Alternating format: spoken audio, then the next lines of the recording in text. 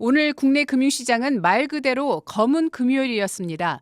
얼마 전까지만 해도 코스피는 9,000피를 눈앞에 두고 있었습니다. 하지만 오늘은 분위기가 완전히 달랐습니다. 코스피가 장 초반 급락하며 한때 8,000선마저 위협받았고 개장 직후에는 매도 사이드카까지 발동됐습니다.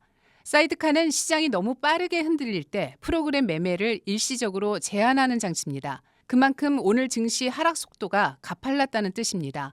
증시만 흔들린 게 아닙니다. 원달러 환율도 장중 1,550원에 바짝 다가섰습니다. 주간 거래에서도 1,540원대를 넘어섰고 이는 글로벌 금융위기 이후 처음입니다.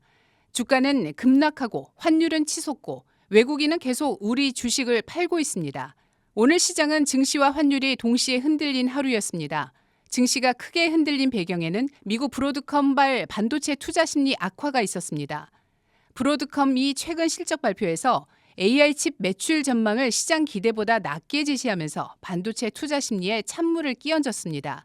특히 AI 데이터 센터를 운영하기 위한 전력 인프라와 부대 시설 구축이 예상만큼 빠르게 진행되지 못하고 있다는 언급이 시장을 흔들었습니다. 그동안 시장은 AI 인프라 투자가 빠르게 확대될 것이라는 기대감으로 반도체주를 강하게 사들였습니다. 그런데 브로드컴 발표 이후 시장에서는 이런 의문이 커졌습니다. AI 투자 사이클이 생각보다 느려지는 것 아니냐. 이 의구심이 미국 반도체주 약세로 이어졌고 그 충격이 우리 증시에도 그대로 번졌습니다. 특히 삼성전자와 SK 하이닉스는 우리 증시의 중심축입니다. 외국인 자금이 많이 들어와 있고 한국 수출과 경기 전망을 상징하는 대표 업종입니다. 하지만 최근 코스피가 9,000선을 눈앞에 둘 만큼 빠르게 오르면서 시장에는 단기 과열 부담이 쌓여 있었습니다. 여기에 상승세가 삼성전자와 SK 하이닉스 같은 반도체 대형주에 집중된 점도 부담이 됐습니다. 결국 반도체 대형주가 흔들리자 지수 전체가 크게 출렁였고 반도체 대형주를 기초자산으로 하는 2배 레버리지 상품까지 변동성을 키웠다는 분석이 나옵니다. 외국인 매도세도 부담입니다. 외국인은 코스피 시장에서 20거래일 연속 순매도를 이어가고 있습니다. 이 흐름은 단순한 하루 이틀의 차익 실현이 아니라 한국 증시에 대한 외국인 수급 부담이 계속되고 있다는 신호입니다. 반대로 개인 투자자들은 매수에 나서며 시장을 바쳤지만 외국인의 20거래일 연속 순매도와 종목별로 엇갈리는 기관 수급이 맞물리면서 지수 하락을 막기에는 역부족인 모습입니다. 문제는 외국인 매도가 환율까지 밀어 올린다는 점입니다. 외국인이 한국 주식을 팔면 원화를 손에 쥐게 됩니다. 그런데 이 돈을 해외로 가져가려면 다시 달러로 바꿔야 합니다. 이때 달러를 사려는 수요가 늘면서 원화 가치는 떨어지고 원달러 환율은 더 오르게 됩니다. 환율이 오르면 외국인 입장에서는 한국 주식 투자 매력이 떨어질 수 있습니다. 주식을 팔아 받은 원화를 달러로 바꿀 때 달러 기준 수익이 줄어들 수 있기 때문입니다. 결국 외국인 매도, 환율 상승, 투자 매력 하락, 추가 매도라는 악순환이 생길 수 있습니다.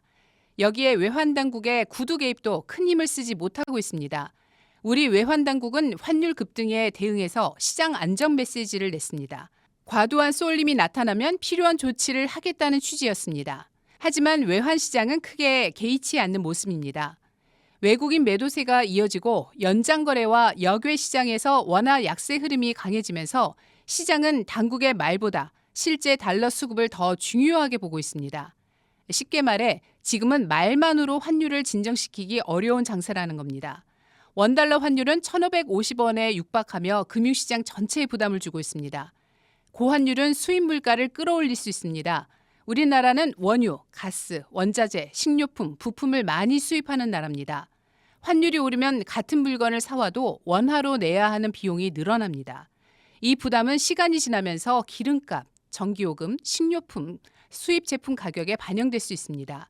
기업들도 부담을 받습니다. 수출 기업에는 일부 긍정적인 효과가 있을 수 있지만 원자재를 수입하거나 달러 부채가 있는 기업에는 비용 부담이 커집니다. 가게도 예외가 아닙니다. 해외여행, 유학비, 해외 송금, 해외 직구처럼 달러로 결제되는 비용이 모두 비싸질 수 있습니다. 오늘 시장을 한마디로 정리하면 이렇습니다. 브로드컴발 반도체 불안이 차익 실현의 빌미가 됐고 단기 과열 부담과 외국인 매도, 고환율, 그리고 힘을 쓰지 못한 구두 개입까지 한꺼번에 겹치며 우리 금융시장이 크게 흔들렸다는 겁니다. 다만 전문가들은 이번 조정이 반도체 업황의 장기 침체를 뜻한다기보다는 단기간 급등 이후 나타난 차익 실현 성격이 강하다고 보고 있습니다. 앞으로 시장이 가장 먼저 볼 것은 외국인 매도세가 멈추는지입니다. 20거래일 연속 이어진 순매도가 진정돼야 환율과 증시 모두 숨통이 트일 수 있습니다. 또 하나는 반도체 대형주의 반등 여부입니다. 삼성전자와 SK하이닉스가 안정을 찾지 못하면 코스피 전체의 투자 심리도 쉽게 회복되기 어렵습니다. 여기에 원달러 환율의 추가 상승세가 꺾일지, 그리고 외환 당국이 구두 개입을 넘어 실제 안정 조치에 나설지도 중요한 변수입니다. 오늘 국내 금융시장은 환율과 주가가 동시에 흔들리며 불안감이 한층 커진 하루였습니다. 당분간 반도체주 흐름과 외국인 매매, 원달러 환율, 그리고 외환 당국의 대응이 시장 방향을 가를 핵심 변수가 될 것으로 보입니다.